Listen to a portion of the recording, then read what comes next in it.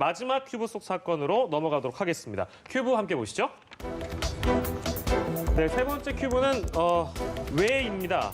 전북지방경찰청이 업무 중에 알아낸 민원인의 개인정보로 마음에 든다, 이렇게 사적인 연락을 한 순경을 처벌하지 않기로 해서 파문이 일고 있습니다. 왜? 이유가 무엇일까요? 이 해당 순경은 왜 처벌받지 않았던 것일까요? 경찰의 이번 판단을 두고 여성계 등의 강력한 반발이 지금 예상되고 있는 상황인데요. 이 사건도 좀 짚어보도록 하겠습니다. 전지현 변호사께서 이 사건 경위도 좀 정리해 주세요.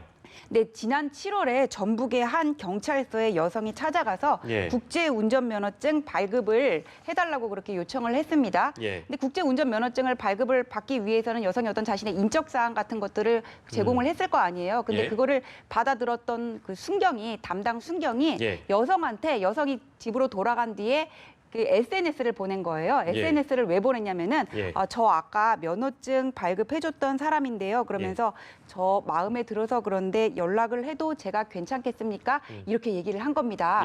근데 이 여성에게는 남자친구가 있었어요. 이거 볼 남자친구 당연히 화가 났겠죠. 그래서 신문고랑 인터넷 커뮤니티 같은데 아니 경찰이 업무에 충실해야지 마음에 드는 민원인이 있었고 이렇게 사적으로 연락을 해도 되는 거냐? 처벌을 해야 되는 게 아니냐? 지금 이렇게 주장을 하고 있습니다. 예, 그렇군요. 이게 논란이 될 만한 사안이면 분명한 것 같습니다. 지금 보여드리는 것처럼 갑자기 나는 국제운전면허증 발급받으려고 갔는데 막 어떤 모르는 사람이 연락을 한 거잖아요. 근데 알고 보니까 내가 아까 이제 방문했던 그 경찰서의 순경이 자신의 개인정보를 알아내서 이것대로 이제 연락을 한 겁니다.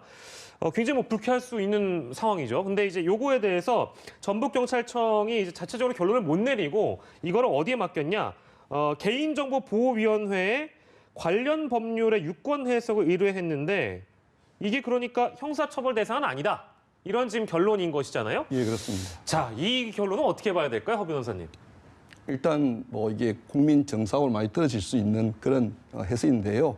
기본적으로 이게 형법이라는 것은 우리가 재형법정주의를 채택하고 있습니다. 그러니까 나쁘다고 무조건 처벌할 수가 있는 것이 아니라 나쁜 사람일지라도 법의 적용령을 받지 않으면 나쁜 사람인 것은 변론으로 하고 처벌을 할 수가 없는 것이거든요. 이 사건의 의미를 굳이 되짚어 보면 이 사람은 정보 처리 주체가 아니라고 본 것이죠. 그래서 잘못된 행동이기는 하지만 개인정보 처리자가 아니기 때문에 그 요건에 부합하지 않으므로 처벌할 수 없다는 그런 취지로 회신이 왔고 경찰이 이 회신을 근거로 해서 기존에 수사했던 것을 정식으로 피해자를 입건하지 않고 내사 종기를 한 상태입니다. 개념 정리를 좀 하도록 하겠습니다. 정보 처리자와 정보 취급자가 등장합니다. 이거 무슨 차이라고 봐야 될까요, 전지현 변호사님? 그러니까 경찰서는 개인정보 처리자예요. 근데 그 순경은 그 안에서 일을 하는 직원이잖아요. 그러면 정보 취급자가 되는 겁니다.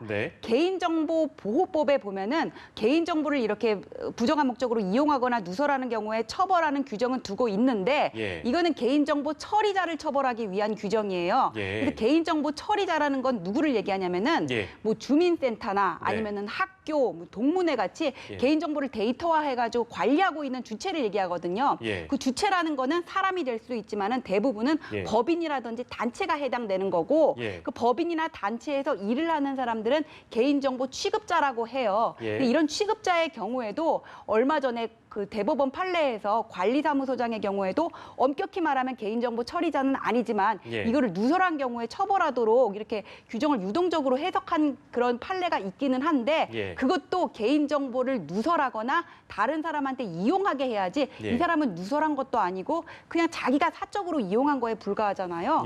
재형 법정주의 말씀하셨는데 법 규정에는 이게 해당되는 부분이 없습니다.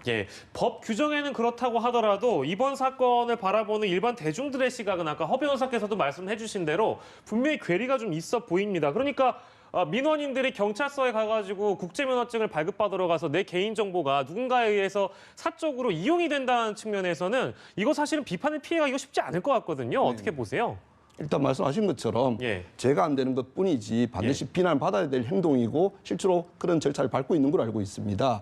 경찰 같은 경우에도 비록 이것이 죄는 되지 않지만 흔히 말하는 공무원으로서 품위를 위반한 것이거든요. 그래서 징계 절차를 밟고 있고 참고로 이게 경찰 같은 경우에는 같은 어떤 행위를 했을 때 다른 일반 공무원보다 최소한 1개 내지는 2개 이상의 좀 높은 징계를 더 엄한 징계를 많이 하기 때문에 아마 이 순경은 비록 형사적인 처벌은 모면했을지 모르지만 이제 감찰 조사를 받고 징계 절차를 밟음으로써 나중에는 승진하는데도 제동이 걸릴 수 있는 그런 상태가 될 것으로 예상됩니다.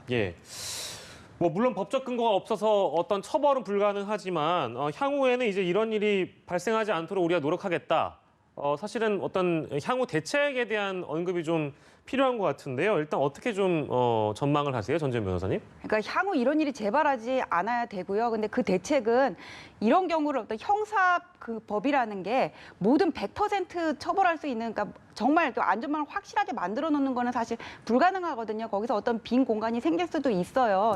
그런 부분은 이제 제도적으로 규율해야 되는 문제고, 이 문제는 경찰서 내에서 이런 일이 발생했을 때 좀 확실하게 징계를 해가지고는 재발하지 않게 하는 방법밖에 없다고 생각합니다. 알겠습니다. 마지막 큐브까지 만나봤고요.